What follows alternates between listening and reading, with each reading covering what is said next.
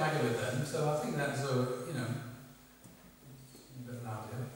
Anyway, a very important story. So another part I forgot to mention was what was going on with Isaac. So Abraham then is having to recognize that actually Isaac belongs to God. So God then has the right to ask him to sacrifice him. So child sacrifice in the ancient world was quite common. People very religiously sacrificed their children. So Abraham, though, Isaac was his only son, the son that he loved. And so if he sacrificed and put his son to death, then of course that meant that he would have no lineage. That would be the end of his line. Okay? But then, so he could easily have said to God, no God, he's my son. But he was having to be put in the situation to separate from Satan and the prevailing ideology of the world, which understood that children belong to their parents, belong to their father. And so, as I said, the father could, own his wife, he owned his children. If he wanted to, he could sell his children into slavery. He could sell his wife to somebody else. People who did that, they would buy each other's wives. And someone could sell his wife and buy somebody else's wife. Because in those days, that's the way it was. It's the world of the archangel. The man would own his wife, he'd own his children, he'd own his donkey, he'd own his cart, he'd own his piece of land. And because they all belonged to him, he could sell them. So that was the prevailing worldview of the relationship between human beings, the relationship between men and women, and between fathers and children. So Abraham could have gone along with that way of relating and said to God, no God, he's my son, you don't have the right or authority to ask me to sacrifice him because he's mine. So he's having to change that relationship between parents and children from the relationship which existed in the ancient world to a new form of relationship where he's recognizing actually Isaac is God's son. He belongs to God. Therefore God has the right to ask me to sacrifice him because he doesn't belong to me. But Isaac also is having to go through a huge inner change. He could also have thought, well God, when Abraham explained it to Isaac, Isaac would have said to Abraham, well, it's all very nice, but I think, I want to do something else with my life. I was thinking of doing this and that and the other with my life. This is my life. You can't sacrifice my life. It's my life. It's mine.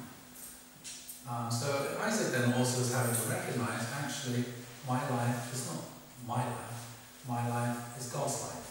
It's not my life that I can spend how I want and waste how I want and do all these things that I want to do. But actually the center of my life is not me. Actually, I am God's. I belong to God. So if God wants me to do this with my life, then that's God's prerogative. So Isaac also is having to put himself in a situation of recognizing actually he did not own himself. As much as Abraham didn't own him, he didn't own himself either, but also he belonged to God. And so God asked him to do this with his life, then that's what he's willing to do, give up his life in that sense. That makes sense? It's all very earth-shattering, this, and you can imagine. And so do parents have the authority to sacrifice their children then? Okay, so how does this story function in our own spiritual community? Or has it functioned when it has been told? How has the story been used within our own spiritual community? Well, the blessing. No, it has foundational faith. You must do. You have to raise up your child to be a good son for God. Okay, that's good. I remember years ago hearing this story being used differently. I think you have to absolutely unite with your parent figure. You have to find the same heart connection. And I remember, years ago being told you have to sacrifice your Isaac. Yeah, that's it. Okay, that's often the way the story was used. Yeah. But actually that's a misuse of the story. Because the whole point is, do you think God wanted, do you think people used to, out of great religious devotion and a pure motivation, they used to burn their children. Okay? How do you think God felt when he saw all these altars and these little babies being burned? Do you think it made God happy or unhappy? Unhappy. Why was God unhappy? Saying his children, he loves them. Yes, they're his children. Do you think God is happy when people used to go around sacrificing children? because they were his children. Yes, it made God weep and cry. He didn't care they had good motivation. He didn't care they were doing it as a way of worshipping him. They were his children. You know what I mean? So he wanted to put a stop to this. No, you don't have the right to sacrifice your children. You know, and that's why there's no child sacrifice in the Old Testament. I think it happens twice, and it's seriously condemned. One of the most condemned things in the Bible is to sacrifice children, because that's very common in the ancient world. So God wanted to stop that, because it broke God's heart more than anything else to see little children being sacrificed by their religiously fanatical parents. Okay. And what if you sacrifice your children? What happens to your future? No one to look after you in your old age. No one to look after you in your old age. If you sacrifice your children, you won't have any children. And you won't have anyone to look after you in your old age. And you won't have a lineage. And you won't have a future. You sacrifice, you should sacrifice the present for the sake of the future. Sacrificing children is sacrificing the future for the sake of the present. And if you sacrifice the future for the sake of the present, you won't have a future. Okay? So when I look at our own spiritual community, I think many times, I remember thinking this decades ago, I felt we were sacrificing the future for the sake of the present. Yeah? And now we're in the future. And this is why we are the way we are. The tragic, sad reality is, as you know, it varies from country to country. In most countries, the overwhelming majority of our second generation have nothing to do with our spiritual community and don't go to the blessing. That's the reality. And I think it's because we didn't take care of our children well enough in the past, investing enough in their education and well-being, etc., etc., etc., creating a child-friendly spiritual community. And I travel a lot and I see a lot of places, and it's kind of heartbreaking.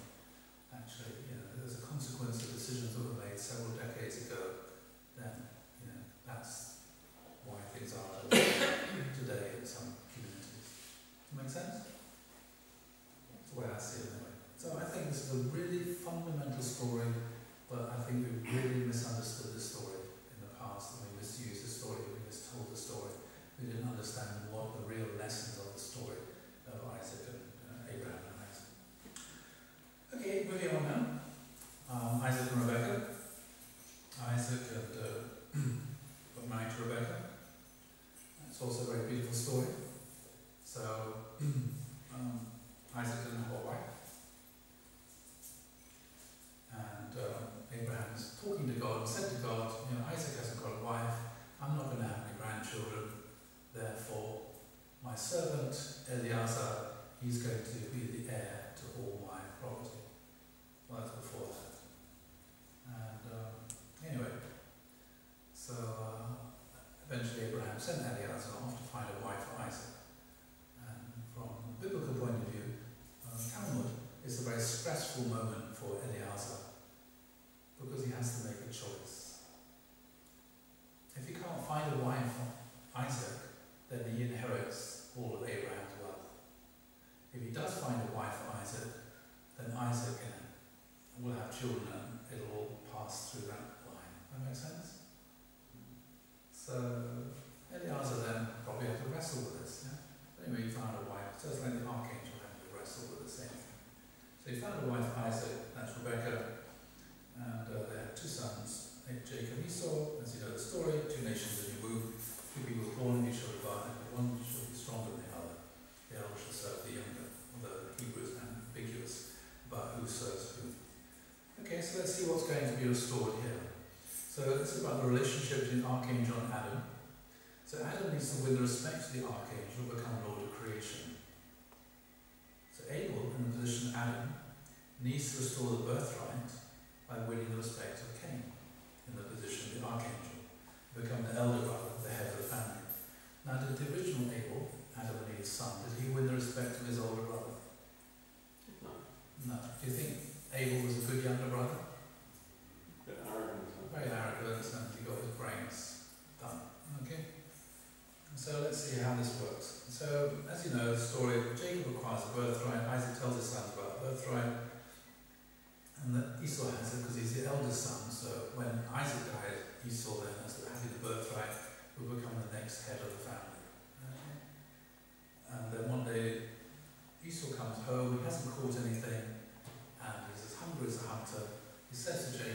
some lentil soup. Jacob says, no, it's for Dad. And Esau says, I'm really hungry, I'm going to starve if you don't give me something to eat. So Jacob says, well, what will you give me in exchange for it? And Esau says, I'll give you my birthright. And Jacob says, okay, I'll take the birthright in exchange for some lentil soup, and can I have it in writing, please? And it says, thus Esau despised the birthright. Now, what do you think about the way that Jacob obtained the birthright here? Is there anything wrong with it? Deceptive. How was it deceptive? Well, of course, he didn't really mean that he'd give him the birthright. Didn't it? No, I don't think Esau. He did it. He's quite, he said it a few times. Or Yeah, but we all say things. Kids especially say things that. I think if you look at the Bible, it's almost like he had it and did it in writing. It's a serious transfer of his birthright. It was for Jacob, but it wasn't for Esau. Okay. But I'm going to die anyway if I don't get anything to eat, so Okay, all right. of course. Okay, now well, it wasn't anything deceptive, because he wasn't telling any lies. No. He bought it. It was a straight exchange. But he didn't mean it. Esau didn't really mean it. Right. Okay, well in that case Esau's the one being deceptive, not Jacob. Was Jacob doing anything unethical here? No. No. He didn't lie or cheat. Okay. So, okay. Is it the best way to get the birthright? No. Okay. So what's another way to get the birthright? That Esau should say to Jacob, look, you've been a much better son. It belongs to you. It really has. You're the one who should get it. You'll take care of it. And you're a better. Okay. You deserve it more. Yeah, so Esau should have given it to Jacob. Now can you imagine a scenario in which that might happen? No. Yeah, that Jacob loves him more. Okay, let's try. Okay, let's think about this. How could or should Jacob got the birthright? Okay, so we're talking about the original nature of Cain and the original nature of Abel. So if you have an older brother, so what's the original nature of the younger brother? How do younger brothers treat their older brothers usually? What's the original nature of a younger brother? They respect him. Yeah, he looks up to his older brother. Older brother, he's got such big muscles, he's got such a hairy chest, admires. Yeah, the heart of a younger brother is to look up to and admire the older brother. Yeah? And if that's the case, how does the older brother feel about the younger brother? Protect him. Yeah, loves him, wants to protect him. So go out into the playground, you've got the younger brother who hero worships his older brother, and you've got the school ground bully who comes along and starts interfering with the younger brother, and what would the older brother do? Push on. Yeah. That's right, they go and beat up the bully. Okay? Because he wants to protect his younger brother. So the original nature of Abel is to look up to and admire his older brother. And the original nature of the older brother is to love his younger brother. Okay? So that's the way it should work. If on the other hand you've got a younger brother who's very stuck up and boastful and arrogant and doesn't respect his older brother, and then the school playground bully comes along, then what does the older brother do? He doesn't like Get on with it, mate. Exactly, thinks finally somebody putting him in his place. If I did that, Mum and Dad would, give me whatever, but at least somebody is teaching my younger brother his proper place and putting him in his. That make sense? Yeah. Okay, so, the original nature of Cain. So, Cain's supposed to love Abel, okay? So, Abel has to be lovable, easy to love. Look up, admires his older brother. Okay, Cain is supposed to respect Abel. So, Abel has to be humble and easy to respect. Okay, and show he has certain qualities that are respectable, worthy of respect. Cain is supposed to be guided by Abel. So Abel has to be willing to share and to guide. And Cain is supposed to work together with Abel, and so Abel has to be cooperative. So now if you can imagine it like this, do you think, was Esau the one who did the hunting, Jacob stayed at home, did the cooking, Was Esau good at hunting? Yeah. Yeah. What evidence have you got that he was good at hunting? He did it every day. I know he didn't catch anything. So. Well, the only time it mentions it in the Bible is he didn't catch anything. He came home really hungry. So instead of selling his birthright for the blessing, instead of selling his birthright for the lentil soup, what could Esau have done? Exchange what he catch, if he catch anything. He didn't catch anything. He's really hungry. Jacob says, okay, well, you can have some lentil soup in exchange for your birthright. What could Esau have done? Did Esau have to sell Come his over birthright? here, you give me the soup anyway. Did he have to sell his birthright? No, he could have stolen it. Oh no, he could have just taken the soup. Yes. Or he could have, Trophies. or he could have said, that's a bit expensive, I'm going to go and make myself a peanut butter and jam sandwich. He didn't need to do that. Yeah, the whole point is that every moment they have choices to make. Okay? Esau made a bad choice. Okay? He sold his birthright for soup. That was what he did. He didn't have to do that. He could have done something differently. He could have said, okay, I'm really hungry, I'm starving, but I'm sure I can wait 5 minutes, and etc., etc. Go and get something, make myself a fried egg or something. Yes? Make sense? He didn't. But he could have done. Okay? So what happened didn't have to happen. The story could have turned out really very differently.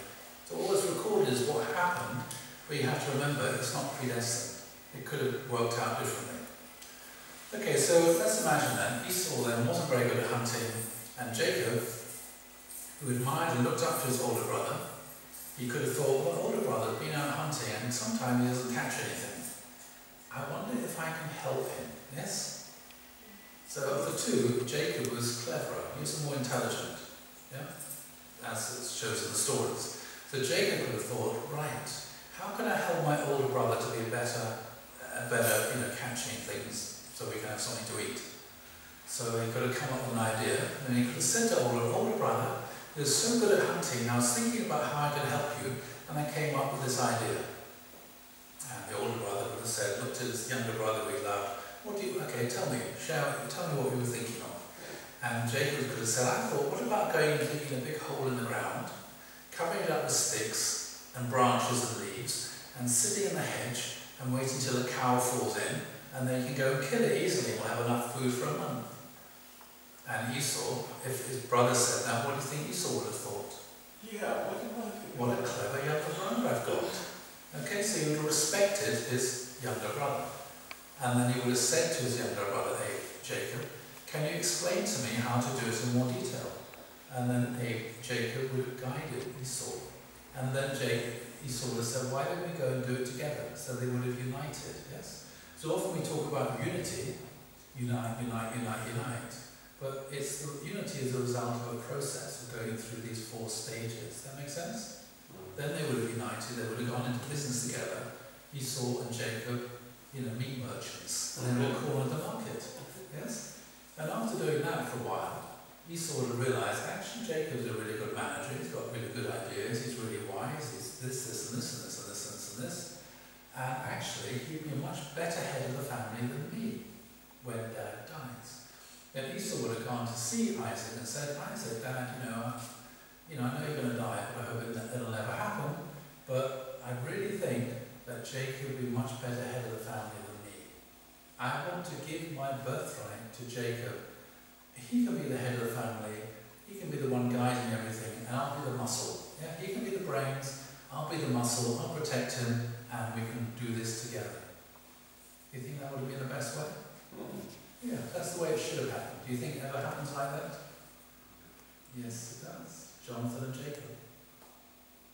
Remember? Jonathan and David. Yeah. Jonathan was the son of Saul. He should have become the next king. But David, who was anointed and appointed to become the next king, but he was outside the line. So David had to become the next king of Israel. You couldn't go and knock on the door and say, step aside, I've been anointed and appointed to become the next king of Israel. Would you mind stepping aside? He would have been thrown into prison or put to death. What David did was he killed Goliath. And in killing Goliath, he won the respect and the love of Jonathan.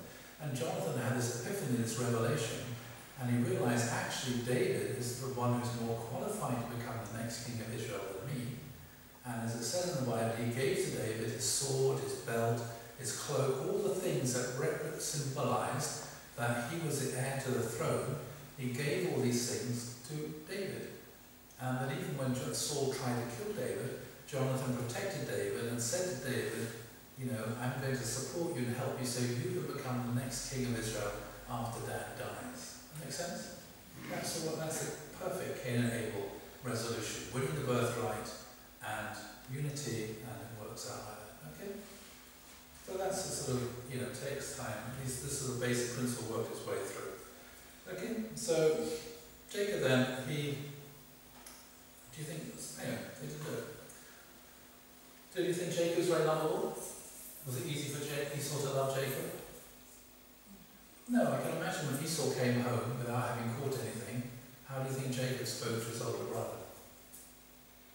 Where have you been, you lazy bum? You've been sunbathing, not working hard to catch anything, because you haven't been out working hard to catch things. I've got nothing to cook, I have to go and scrounge around and find stuff.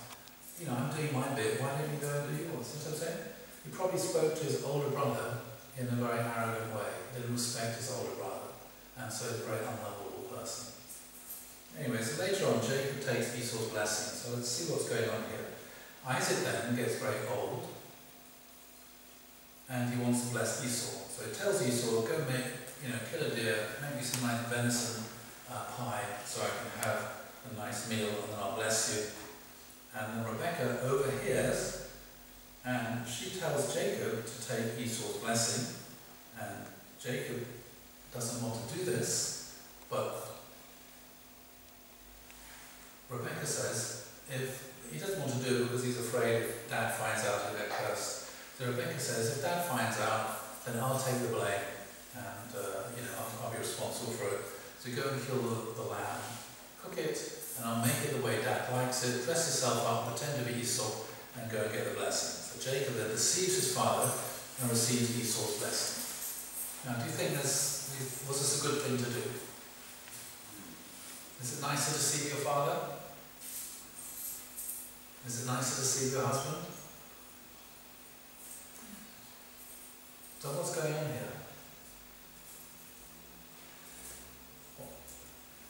Is anything wrong with this family?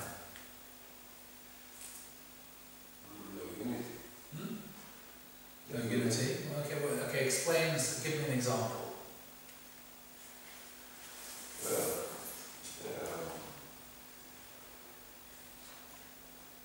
Rebecca didn't trust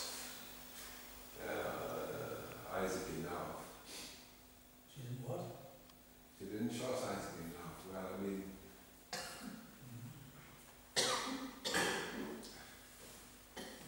Okay, give me an example of the lack of unity here between an actual event or the lack of unity between Isaac and Rebecca. and because Rebecca overheard something. Very good. Rebecca overheard. Okay, so what does that imply? Let's see what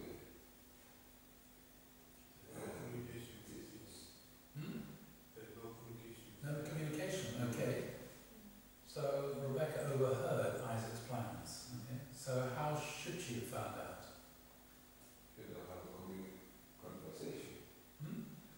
I mean, she should go and talk to her husband. Okay, so how should she have found out what Isaac's plan was? By From Isaac. Isaac should have said.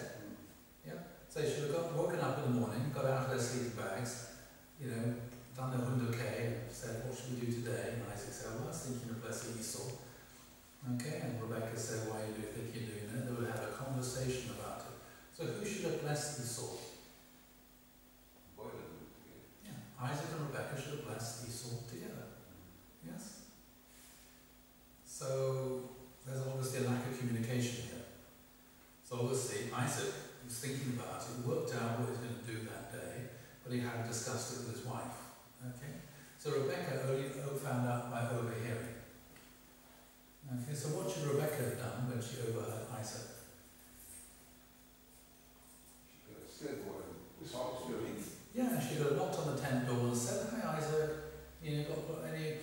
this afternoon, as opposed to, I heard you were going to do this, bang me over the head with a saucepan. She could have said, you know, hi Isaac, any plans for today? And Isaac would have said, what's the kid doing this? Oh, it would be nice if you told me. Let's have a conversation about it. It would be nice if we do it together. Yes? So that's what Rebecca should have done. I mean, I worked this out one day when my wife told me, said something to a friend of hers. She said, I like listening to my husband when he has conversations with his friends on the phone. And I said, why? And she said, because then I know what your plans are.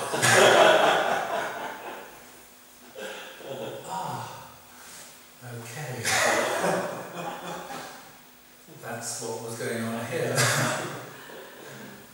Very common problem. And, okay, so that's me. And, anyway, and my wife's two favourite words are communication and together. And, those are her favourite words. Communication, and let's do it together. Anyway, so many lacking, so many faded lacks, whatever. Anyway, okay, so Rebecca didn't do that. Okay, so that's what she should have done. Instead, she went and spoke to Jacob. Okay, so she persuaded Jacob to go and deceive his father to get the blessing. Jacob didn't want to do that. So what should Jacob have done when Rebecca, his mom, came up and asked him to do this? What should he have done? How should he have responded to his mom? Why are we going to do this, Mum? Why are we doing this? Okay. What else could he have said? I've been struggling with that. Exactly. Have you spoken to Dad about it? You know, can you go and talk to Dad about it? Yes? Okay, well, he didn't say that. But what he did say was, he felt it wrong and he didn't want to get into trouble. And, okay, so if he felt it was wrong, what should he have done? He could have gone and spoken to Dad about it. Yeah, but at least he shouldn't have gone along with it, should he? Was Jacob following his conscience? No, he knew it was wrong, but he didn't follow his conscience. In other words, he's acting immaturely. So instead he said to his mom, you know, I'm afraid Dad will get angry with me. And Rebecca said, if Dad finds out, I will take the blame. So what's that about? Can you take responsibility for somebody else's sin? Can you expect somebody else to take responsibility for your sin? No. Everyone's responsible for their own sins. So Jacob then was trying to act irresponsibly by taking up this offer of his mum, taking the blame. He was an adult, he was a baby. He was willing to take up Rebecca's offer to take the blame if something went wrong. And Rebecca thought she could take responsibility for somebody else's sins. You can't do that.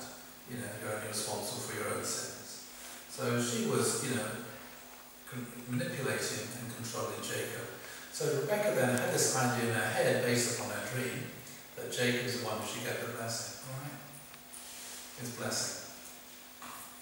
And this went wrong. So Jacob and Esau then hadn't made a foundation of substance. If they had done what I said, and if Jacob had won the birthright, because Esau would have given to him, this situation wouldn't have arisen.